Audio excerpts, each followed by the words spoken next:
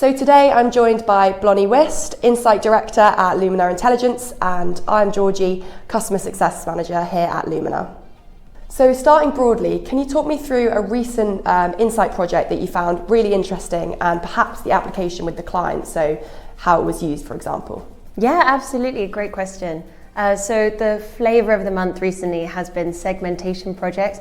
We've been doing lots of clustering projects to group up customers. So we've been doing a K-means cluster analysis across our data set, our convenience tracking program in particular. And what this enables clients to do is be really targeted with their approach when talking to different types of customers. So not every customer is the same, and it's so simplistic just to group on just demographics. So we're bringing in not just demographics, but also different behaviors, different attitudes they have as well. It really means that they can be targeted across different channels, but also in different environments. So for example, this particular project was looking at convenience shoppers, and once they'd profiled them, we were seeing how these convenience shoppers then shopped out of home, what brands they like, how much they spend, what channels they were visiting. So it's really, really powerful stuff, and it's great because it leverages the size of these huge syndicated trackers. Convenience tracking program, eating out program, they are absolutely huge, so you're getting really robust data. So some of the feedback we get from our quarterly Insights Academies is around getting more value from our subscriptions. Could you talk about a less used or perhaps underrated aspect of our data that you think is really valuable and why? Yeah, of course. I think that in our eating, drinking out panel, I think that the reason for choosing out of home as a channel instead of just cooking the food at home yourself, I think that's a really underutilized measure because it's such a key question in understanding that core emotional driver behind why someone is even choosing to eat out of home in the first place. I think especially in a cost of living crisis, the real risk for the out-of-home channel is going to be people trading down into retail. Great for retail, really bad for food service operators, food service suppliers as well. So I think understanding that crux of that decision-making process is so key. Maybe it's that they want to be more experimental, try a new cuisine. Maybe it's that they're just too lazy to cook, or maybe it's just a change in behavior like returning to the offices. It's so important to understand that.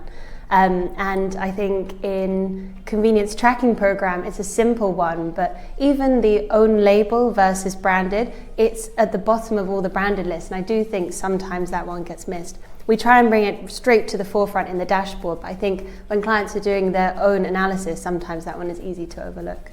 Cool, so our latest topic at the Insights Academy was around knitting different data sets together, and a lot of our customers say just how many data sets they have to use, so some even upwards of 5, 6 or 7 data sets.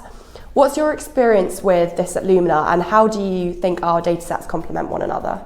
Yeah, I think that's the whole fun of it, really. It's being really creative with the data and seeing what points you can pick, select, cherry pick, just to make a really compelling argument.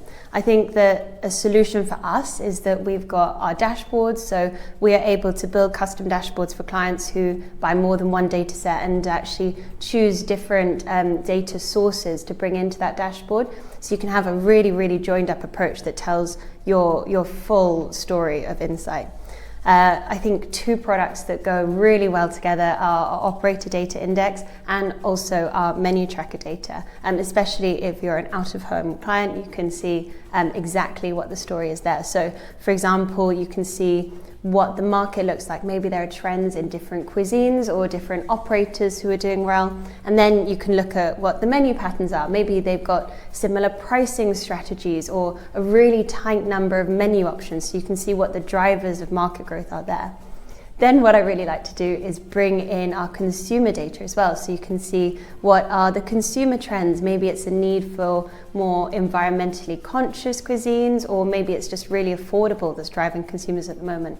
You can see how the data is changing, and then you can try and predict which operators are getting that strategy right now and which ones are going to grow. So maybe they're the ones you need to keep an eye on because they're fast approaching competitors.